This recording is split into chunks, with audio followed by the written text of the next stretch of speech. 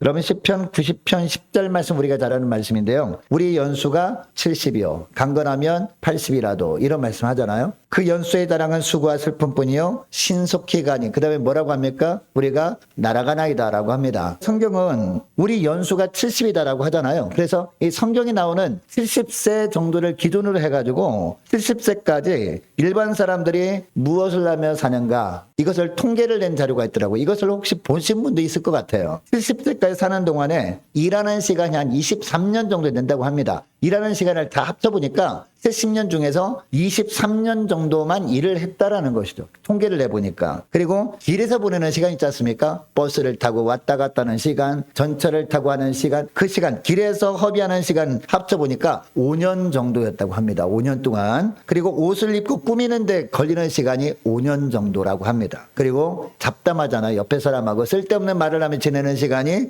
70일 정도 쓴다고 하고요. 그리고 전화하지 않습니까? 전화하는 데 쓰는 시간이 1년. 그리고 기다리는 시간 있지 않습니까? 기다리는 시간이 한 3년 정도 사용한다고 합니다. 여러분 밥 먹는 데 드는 시간이 얼마인지 아십니까? 식사하잖아요. 아침, 점심, 저녁. 식사하는 데 드는 시간이 20년이라고 합니다. 20년. 그리고 화장실 가는 시간이 1년, 화를 내는데 5년, 웃는 시간은 89일밖에 안 쓴다라고 하죠. 자, 그래서 사람들은 이 글을 쓴 사람이 믿지 않는 사람인가 봐요. 그래서 웃으면 복이 와요. 이렇게 하더라고요. 웃으며 삽시다 라고 하는 것을 끝내는데 여러분 이것을 통해서 우리가 알 수 있는 사실이 무엇입니까? 세월은 진짜 화살처럼 빠르구나. 그리고 우리가 헛되이 낭비하는 시간이 너무너무 많구나라는 것을 알게 됩니다. 여러분 하나님께도 우리에게 시간을 허락하셨습니다. 공간도 하나님이 만드셔서 우리에게 선물로 주셨습니다. 믿으십니까? 자, 그렇다면 하나님이 우리에게 주신 시간이라면 그 시간을 하나님께서 우리가 어떻게 보내기를 주님이 원하셔서 그 시간이라는 선물을 주실까요?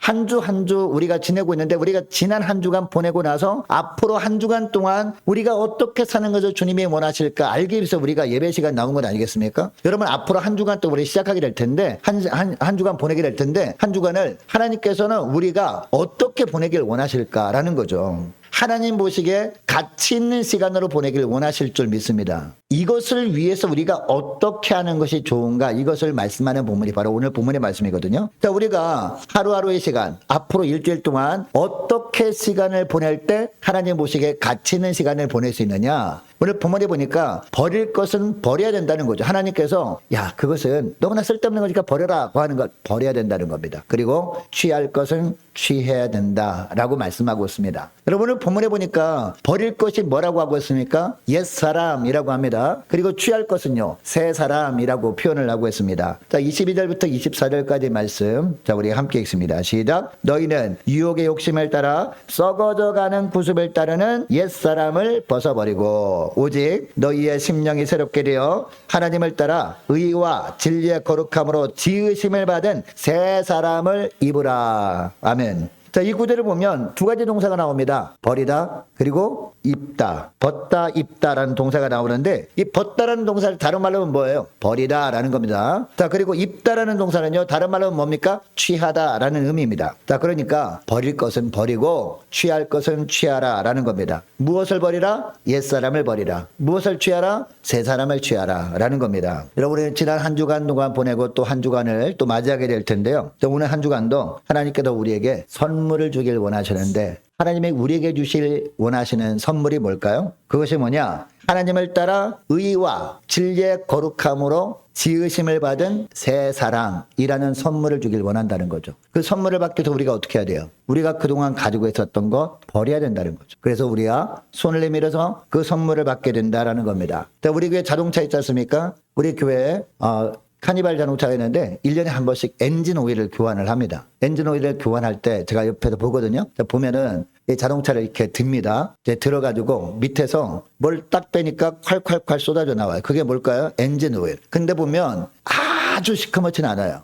아주 시커매면 이거 버려야 되겠다라고 할 텐데 아주 시커멓지도 않은데 그냥 다 쏟아버린단 말이죠. 쏟아버리면 좀 아깝잖아요. 마음속으로. 한 몇 달 정도 더 써도 될 텐데라는 생각이 들지만 어때요? 그 엔진 오일을 다 쏟아부어버리고 새롭게 가는데 여러분 새롭게 가는 엔진 오일 색깔이 어떤지 아십니까? 너무나 맑아요. 맑은 엔진 오일로 간다는 거죠. 그래서 아니 아깝게 몇 달도 쓰다가 하면 안 될까요? 라고 물어봤더니 지금 교체하는 게 맞습니다라고 해요. 왜요? 왜 그럴까요? 그래야 자동차 성능이 더 좋아지니까. 실제로 엔진 오일을 딱 간 다음에 시동을 걸어보니까 소리가 다르죠. 소리가. 그리고 브레이크를 밟을 때도 너무나 다르더라고요. 너무나 자동차 성능이 좋아졌다라는 걸 느끼게 되는데 여러분 만약에 엔진 오일을 완전히 쏟아 부어버리지 않고 절반만 아까워가지고 절반만 쏟아붓고 절반만 새 엔진 오일을 채우면 어떻게 될까요? 성능이 그게 그걸 겁니다. 성능이 좋아지지 않습니다. 완전히 싹 다 비운 다음에 새로운 엔진 오일로 딱 채우니까 자동차가 완전히 성능이 좋아지더라는 거죠. 여러분 마찬가지입니다. 하나님께서 이제 앞으로 우리가 맞이하게 될 한 주간, 내일부터 또 새로운 한 주가 시작되잖아요. 한 주간 동안 주님께서 주실 새로운 은혜를 우리가 덧입고 그 은혜를 우리가 풍성하게 누리게 해서 어떻게 해야 돼요? 그동안 우리가 붙들고 있을 때 옛사람, 여기에 속한 것들 철저하게 다 어떻게 돼요? 다 버려야 된다는 겁니다. 다 버리고 새로운 은혜로 채우는 겁니다. 이게 중요하다라는 겁니다. 옛사람을 확실하게 버려버려야 하나님이 예비하신 새 사람, 새 은혜를 받을 수 있다. 이 말씀을 하는 줄 믿으시기 바랍니다. 여러분 이것을 그동안 기억하시고요. 그동안 취하고 있었던 옛사람에 속한 부분들이 있다면 철저하게 다 버릴 수 있기를 축복합니다. 그리고 하나님이 예비해 놓으신 새 사람을 덧입는 복된 저와 여러분 되시기를 축복합니다. 자, 그러면 하나님께서 왜 옛사람을 버리라고 하는 것이냐, 이게 또 알아봐야 되잖아요. 옛사람은 어떤 성질이 있기 때문이다? 잘못된 옛 습성을 따르는 성질이 있는 것이기 때문에 그것을 철저하게 버리라 라고 하고 있습니다. 22절 말씀 보세요. 22절 말씀 보니까 너희는 유혹의 욕심을 따라 썩어져가는 구습을 쫓는 옛사람을 벗어버리고 라고 하고 있습니다. 여러분 여기서 구습이 뭘까요? 구습? 옛날의 습성이죠. 나쁜 습성, 툭하면 죄에 빠지게 하는 그런 걸 말하는 겁니다. 예수님을 만나기 전에 행했던 습관들이 바로 이거죠. 그리고 죄악의 썩은 냄새가 풀풀 풍기는 겁니다. 조금 전에 제가 엔진 오일 예를 들었습니다만은 예전에 그동안 썼던 엔진 오일 완전히 싹 다 비우지 않고 좀 남겨놓은 게 아까워가지고, 그죠? 그것이 바로 옛 습성이라는 겁니다. 구습이라는 겁니다. 하나님께서 가증하게 여기는 일들이라는 겁니다. 그러니까 무슨 얘기냐? 옛사람을 우리가 버리지 않게 되면 계속해서 죄악된 삶을 살아갈 수밖에 없다는 겁니다. 자꾸 자극을 받으니까. 그러면 하나님이 새롭게 주시려고 계획해 놓으신 그런 새 은혜를 우리가 받을 수 있다 없다? 받을 수 없다라는 겁니다. 그러니까 옛사람을 버리지 않으면 하나님의 마음을 아프게 나는 삶을 살아갈 수밖에 없다는 거죠. 하나님을 속상하게 하는 그런 삶을 살 수밖에 없다라는 겁니다. 여러분 그러면 옛사람이란 무엇을 의미하느냐? 자, 18절에 나오죠. 18절에 보니까 죄로 인해서 모든 것이 굳어져 버린 마음, 이게 바로 옛사람이에요. 자, 18절 말씀 봅시다. 18절 보니까 저희 총명이 어두워지고 저희 가운데 있는 무지함과 저희 마음이 어떻게 굳어짐으로 말미암아 하나님의 새 생명에서 떠나 있도다라고 하거든요. 자, 여러분 여기서 굳어진 마음이 뭘까요? 굳어진 마음. 대리석보다 더 딱딱해진 것을 말합니다. 자, 간혹 길에서 넘어져서 골절상을 입은 분들이 있거든요. 그 골절상을 입으면 어떡합니까? 병원에 갑니다. 병원에 가면요, 깁스를 해줍니다. 그죠? 깁스를 해준 이유가 뭘까요? 깁스를 해주는 이유는 뼈가 붙게 하기 위해서. 자, 깁스를 해서 집에서 한 3주나 4주 동안 있게 됩니다. 자, 있게 되면 나중에 붕대를 풀어서 선생님들이 딱 보고 나서 어떤 이야기를 합니까? 잘 붙었네요 라고 하거든요. 자, 무슨 얘기입니까? 처음에 부러졌다가 이제 깁스를 해서 이렇게 딱 붙여서 깁스를 한 가운데 있으면 이 뼈에서 뭐가 나옵니까? 진액이 나온다는 거죠. 물론 뭐 연로하신 분들은 수술을 해야 되는 부분도 있습니다만은 젊은 사람들은요, 가급적 수술을 안 해준대요. 왜요? 딱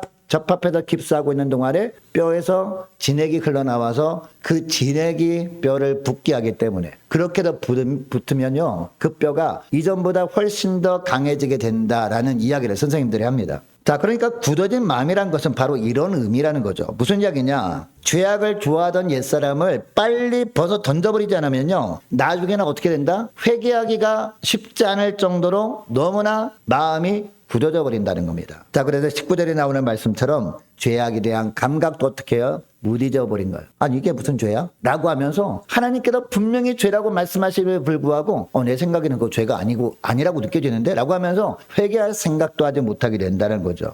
결국 자신을 어떻게 합니까? 방탕에 내어 맡겨버리게 된다라고 자 19절에서 나오고 있습니다. 자 19절에 보니까 방탕이라는 단어가 나오는데, 여러분이 방탕이라는 단어가 뭘까요? 하나님께서 보시기에 무엇을 방탕이라고 여기실까요? 하나님이 주신 것들이 있습니다. 그 마음들이 있습니다. 그 마음들을 그냥 다 헛되이 써버리는 거예요. 죄를 범하는데 다 낭비해버림으로 말미암아 정작 하나님께서 하나님 나라를 위해서 사용하시려고 딱 보니까 남아있어 없어요? 하나도 남아있다는 상태. 이게 바로 방탕이라는 겁니다. 여러분 우리가 처음부터 죄를 짓는 게 아니잖아요. 처음부터 죄를 짓는 건 아닙니다. 처음에는 생각만 듭니다. 그러나 옛사람을 빨리 던져버리지 않으면 죄악된 생각이 당당히 행동으로 나타나게 되었다라는 겁니다. 그리고 그 죄도 빨리 회개하지 않으면 어떻게 돼요? 점점 마음이 강팍하게 굳어져 버리게 된다라는 겁니다. 아예 그냥 체면도 없어져 버리고 그리고 염치도 아예 없어져 버리게 된다라는 겁니다. 여러분 아이들이 게임 중독 빠진 애들이 많잖아요.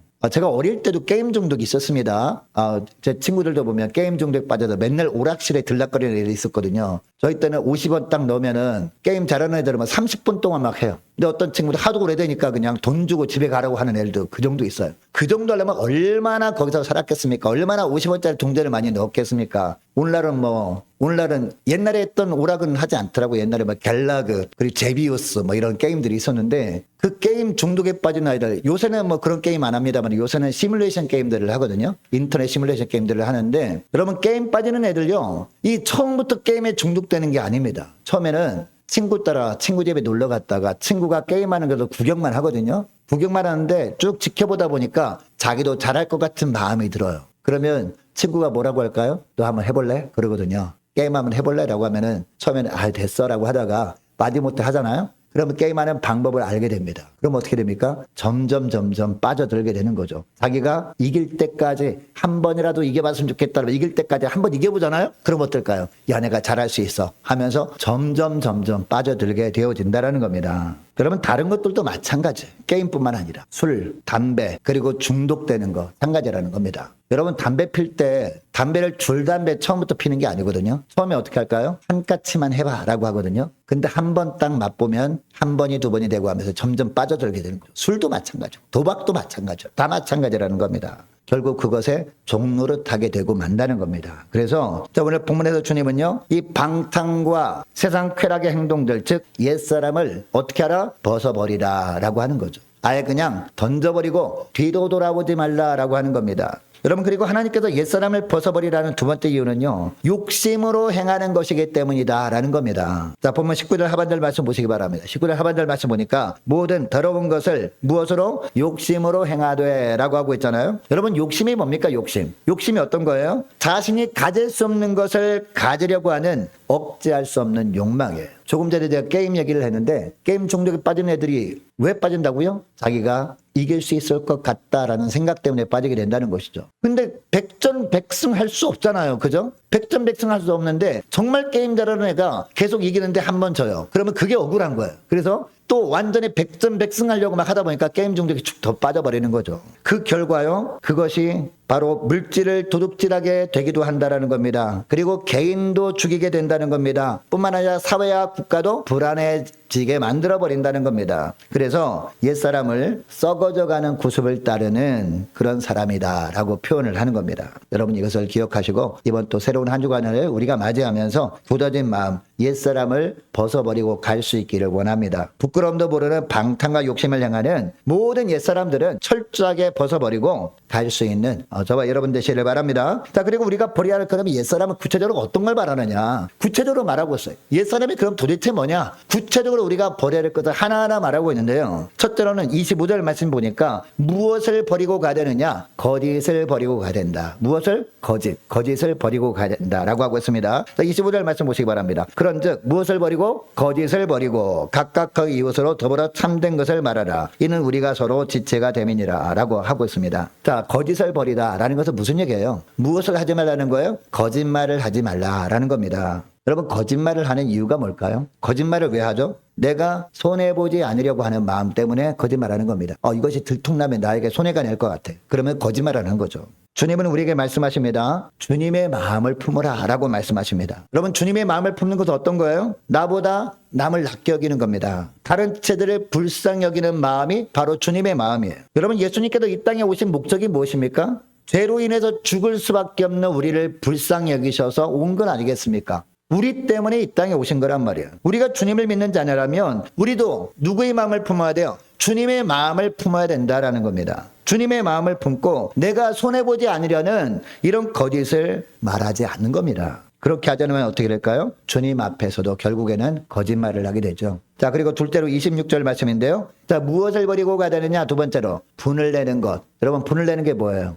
화내는 거죠. 분을 내는 것을 버리고 가야 된다라는 겁니다. 26절 말씀 보시기 바랍니다. 분을 내어도 죄를 짓지 말고, 죄를 짓지 말며 해가 지도록 분을 품지 말라라고 말하고 있습니다. 여러분, 여기서 분이라는 게 뭡니까? 분. 자기의 욕심을 정당화하기 위한 하나의 수단이라고 할 수 있죠. 그러므로 이 분은요, 하나님의 의를 이루지 못하는 겁니다. 자, 그래서 잠언 15장 1절 말씀에 보면 어떤 말씀을 하느냐? 유순한 대답은 분노를 쉬게 하여도 과격한 말은 노를 격동하느니라 라고 합니다. 자, 그리고 잠언 15장 18절 말씀에 보면 분을 쉽게 내는 자는 다툼을 일으켜도 노하기를 더디하는 자는 시비를 그치게 하느니라 라고 하고 있습니다. 여러분, 분노는 독이다 라는 말이 있거든요. 분노는 독이다. 그러니까 무슨 얘기냐? 누군가를 향해서 분을 품는 이유는 뭡니까? 내가 세게 말함으로 말미암아 분노를 표출함으로 말미암아 그 사람이 해를 당하길 원하는 거죠. 그 사람이 내가 막 화를 내가지고 막 분을 막 쏟아내면 그 사람의 상처를 받음으로 말미암아 내가 좀 이익이 될 것 같아서 이렇게 분을 내는 거거든요. 그런데 여러분, 분노는 독이다라는 것은 무슨 얘기입니까? 여러분, 내가 분노를 함으로 말미암아 그 사람이 해를 입기를 원하는데 정작 그 사람이 해를 입기 전에 나는 무엇을 마시는 거예요? 독을 마시는 거예요. 독을. 그래서 분노는 독이다라는 말이 있는 겁니다. 자, 그러니까 밖으로만 향할 줄 알았던 분노가 사실은 내 안으로 파고 들어가지고 누구를 먼저 망가뜨리는 거예요? 나를 먼저 망가뜨리는 것이다 라는 거죠. 그래서 정말 지혜로운 사람은 어떻게 할까요? 막 분노가 일어나요. 막 화가 날 일이 막 생깁니다. 그러면 어떻게 할까요? 숫자를 셉니다. 하나, 둘, 셋, 넷. 숫자를 세서 좀 기다립니다. 좀 기다렸다가 자기 화가 누그러진 다음에 분노가 막 일어날 때는 막 강하게 막 이야기하잖아요. 강하게 이야기하면 여러분, 상대방이 말을 듣습니까, 여러분? 말을 들을까요? 마음의 문을 더 꽁꽁 닫아버립니다. 그리고 공격적으로 변해버린단 말이에요. 그래서 한 마디가 두 마디가 아니고 두 마디가 네 마디가 되면서 그 다음에 주먹이 나오고, 그죠? 그렇게 되는 거죠. 그러나 내 안에 분노가 일어나면 좀 인내하는 겁니다. 분노가 좀 누그러질 때까지. 기다리면 누그러져요. 기다리다 보면 점점 작아집니다. 분노가. 그러면 어떻게 될까요? 말을 하더라도 목소리가 차분하게 된다는 거예요. 릴렉스 된다는 거죠. 차분하게 대화를 하면 대화가 될까요? 안 될까요? 대화가 되죠, 당연히. 큰 소리로 막 가서 따질 때하고 가서 조곤조곤 얘기할 때고, 여러분, 어떤 게 문제 해결이 됩니까? 조곤조곤 이야기하다 보면 문제 해결이 된다는 거죠. 대화가 일단 되잖아요, 그죠? 그래서 이 말씀을 하는 겁니다. 자, 그러니까 어떤 사람이 지혜로운 사람이냐? 분노를 품어도 아무 때나 화를 내지 않고 늘 때를 기다리는 사람. 모든 상황을 다 하나님이 지켜보고 계시고 주님께서 다 주관하고 있음을 기억하고 주님께 맡기고 때를 기다리는 거예요. 이런 사람이 지혜로운 사람이다라는 겁니다. 여러분, 지난 한 주간을 보내면서 이 마음속에 거짓된 부분이 있을 수 있습니다. 이 거짓을 떠나보낼 수 있는 저와 여러분 되시길 바랍니다. 뿐만 아니라 특히 한 주간 동안 지내면서 화날 일이 왜 없겠습니까? 분노할 일이 왜 없겠습니까? 그러나 그런 일들이 있다 할지라도 일단은 분노를 좀 가라앉히고 때를 기다릴 수 있는 저와 여러분 되시기를 축복합니다. 그리고 28절 말씀 보니까 무엇을 떠나보내야 되느냐? 도둑질하는 것을 떠나보내야 된다라고 하고 있습니다. 28절 말씀 보시기 바랍니다. 도둑질하는 자는 다시 도둑질하지 말고 돌이켜 가난한 자에게 구제할 수 있도록, 그 다음에 어떤 말이 나와요? 자기 손으로 수고하여 선한 일을 하라 라고 하고 있습니다. 여러분, 도둑질이 뭘까요? 도둑질은 뭐냐? 부를 잘못된 방법으로 취하는 것이 바로 도둑질이에요. 여러분, 물론 세상에서 열심히 일을 해서 돈을 버는 것, 이게 죄가 아니죠. 이것은 하나님이 원하시는 겁니다. 왜냐하면 땀 흘려 일하기를 주님이 원하시기 때문에, 땀 흘려 일하면 그것에 대한 보상으로 하나님께서 우리에게 주신 은혜가 소득이죠. 이렇게 사는 것을 성경적인 방법이라는 거죠. 자, 그러나 불의한 방법으로 돈을 벌려고 해요. 이것이 뭐다? 이게 바로 도둑질일 수 있다라는 겁니다. 자, 이런 것들이 있다면 떠나보내야 된다라는 겁니다. 28절 하반절 말씀 보니까 그래서 특별히 무슨 말씀하십니까? 자기 손으로 수고하여 선한 일을 하라 라고 하고 있습니다. 세상에서 하나님 맡기신 일에 최선을 다하라는 거죠. 그때 하나님이 부어주시는 은혜로 살아가라, 이 말씀을 합니다. 자, 그러니까 땀 흘려 수고하는 것으로 살라라는 겁니다. 또 어떤 사람들은 불로소득이 축복이라고 생각합니다. 뭐 별로 노력도 안 했는데 하나님께서 그냥 쏟아부어주셨다. 그냥 일도 안 했는데 하나님이 그냥 매 달마다 몇백만 원씩 준다. 여러분, 이것은 성경적이 아닙니다. 여러분, 성경적이 아니라 반성경적인 거예요. 비성경적인 것보다도 반성경적인 거예요. 왜요? 주님은 우리에게 일을 하라고 하셨기 때문에 주님께서 우리 예수 믿는 사람들에게 세상에 보내셔서 세상의 직장에서 일터에서 주님께서 일하게 하신 것은요, 주님께서 그 직장을 통해서 우리에게 맡기신 일입니다. 그 일에 최선을 다해서 감당할 때 그에 대한 대가로 주님께서 주시는 은혜가 바로 소득이란 말이에요. 이것으로 살아가는 것이 바로 성경적인 그런 경제관입니다, 여러분. 우리가 아무것도 일도 안 하는데 그냥 맨날 게임만 하고 있는데 그냥 한 달에 몇백만씩 착착 들어온다? 그건 복이 아닙니다, 여러분. 그렇게 했는데도 하나님이 가만두신다? 그래서 하나님이 그냥 가만 내버려 두신 것일 수 있거든요. 하나님의 백성이 아니라는 증거일 수도 있단 말이에요. 여러분, 그래서 오늘 본문에 보니까 뭐라고 합니까? 바로 도둑질하는 것을 떠나보내라 라고 그래서 말씀하고 있는 겁니다. 자, 그리고 네 번째는요, 29절 말씀인데요. 무엇을 떠나보내야 되느냐? 더러운 말을 떠나보내라 라고 하고 있습니다. 29절 보세요. 29절 말씀 우리 함께 읽습니다. 시작. 무릇 더러운 말은 너희 입 밖에도 내지 말고 오직 덕을 세우는 데 소용되는 대로 선한 말을 하여 듣는 자들에게 은혜를 끼치게 하라. 아멘. 여러분, 여기서 더러운 말이 있습니다. 더러운 말. 더러운 말이 어떤 말입니까? 은혜를 끼치지 못하는 말이 더러운 말입니다. 자, 31절에 보면 분명히 나오잖아요. 31절 보니까 어떤 거? 떠드는 거. 이게 더러운 말이라는 겁니다. 그리고 어떤 거? 비방하는 거. 이게 바로 더러운 말이다라고 합니다. 이런 말들은 덕을 세우는 말들이 아니잖아요. 덕을 세우는 말이 아닌 것은 더러운 말이다라고 말씀하고 있습니다. 이런 더러운 말들이 만약에 저와 여러분이 삶 가운데 있다면 어떻게 하라? 떠나보내라 라는 겁니다. 여러분, 우리는 평소에 많은 말을 하며 살아갑니다. 그런데 어떤 말을 하며 살아갑니까? 진실된 말만 하며 살아가면 좋겠는데 그렇지 못할 때가 너무나 많습니다. 얼른 생각하면 나는 예배겠지. 나는 더러운 말을 한 번도 한 적이 없는 것 같습니다. 그러나 세밀하게 우리가 돌아보게 되면 누구나 거룩한 말만 하며 살지 못하고 있었음을 우리가 깨닫게 되지 않습니까? 은혜되는 말만 하며 살았다면 우리 삶 가운데 기쁨이 넘쳐야죠. 은혜가 넘쳐야죠. 늘 감사가 충만해야죠. 그런데 우리가 기쁨과 은혜와 감사가 충만하게 넘치지 못하고 살아가고 있다면 우리는 어떤 삶을 살아갔다는 거예요? 나도 모르게 더러운 말도 하며 살아갔구나라는 것을 보여준 것 아니겠습니까? 이렇게 더러운 말을 하며 살다 보니까 결국 죄 얽매인 가운데 살게 되었습니다. 죄 얽매인 가운데 살다 보니까 우리 양심이 점점 무뎌진 거죠. 점점 단단해져 버린 거죠. 그래서 주님께서 말씀을 통해 계속해서 이것도 죄니까 좀 제발 회개 좀 해라. 그래서 보혈로 정결하게 씻긴 가운데 살아가라라고 하는데도 불구하고 그것이 죄라고 느껴지지 않기 때문에 우리가 회개하지도 못하고 있는 거거든요. 자, 30절 말씀 보니까 결국은 성령을 근심케 하면서 살아가게 되어진다는 겁니다. 여러분, 이것을 기억하시고 지난 한 주간 동안 돌아보면서 어떤 말을 하며 살아왔는지 다시 한번 저와 여러분의 삶을 점검할 수 있기를 원합니다. 그래서 정말 더러운 말을 하는 부분이 있었다면 철저하게 버리고 이제는 은혜되는 말만 하며 살아가는 저와 여러분 되시를 축복합니다. 여러분, 이제 말씀을 뵙기를 원하는데요. 여러분, 새 옷을 입기 위해서 어떻게 해야 돼요? 누가 새 옷을 사줬어요. 그러면 새 옷을 입어야 될 거 아닙니까? 새 옷을 입기 위해서는 그동안 입었던 헛옷은 어떻게 해요? 벗어버려야 됩니다. 그리고 새 집에 살길 원해서 새 집을 구했어요. 새 집에 살려면 그 옛날 헌집은 어떻게 해요? 헌집은 나와야 됩니다. 그래야 새 집에 들어갈 수 있습니다. 그리고 새 주인을 섬기길 원해요. 그런 마음이 있다면 옛 주인은 어떻게 돼요? 옛 주인과는 헤어져야 돼요. 새 주인과 살기 위해서. 여러분, 이스라엘 백성들이 가나안 땅을 얻게 되지 않았습니까? 이스라엘 백성들에게 하나님의 가나안 땅을 주셨다면 새 땅을 주셨단 말입니다. 가나안 땅을 얻기 위해서는 어디를 떠나야 됐습니까? 애굽 땅을 떠나야 됐습니다. 이게 바로 출애굽이에요. 애굽 땅에 가만히 있으면서 하나님이 우리에게 가나안 땅을 주셔서 할렐루야 하면서 거기서 계속 머물러 산다면 여러분, 가나안 땅의 삶을 살 수 있었어요? 살 수 없었죠. 애굽에서 나오라라고 한 이유가 바로 그거란 말입니다. 애굽에서 떠나서 비록 40년 동안 고생했지만 주님께서 가나안 땅에 입성하실 때 들어가 사니까 애굽 땅은 떠나다 보니까 가나안 땅의 삶을 살게 되었음을 믿으시기 바랍니다.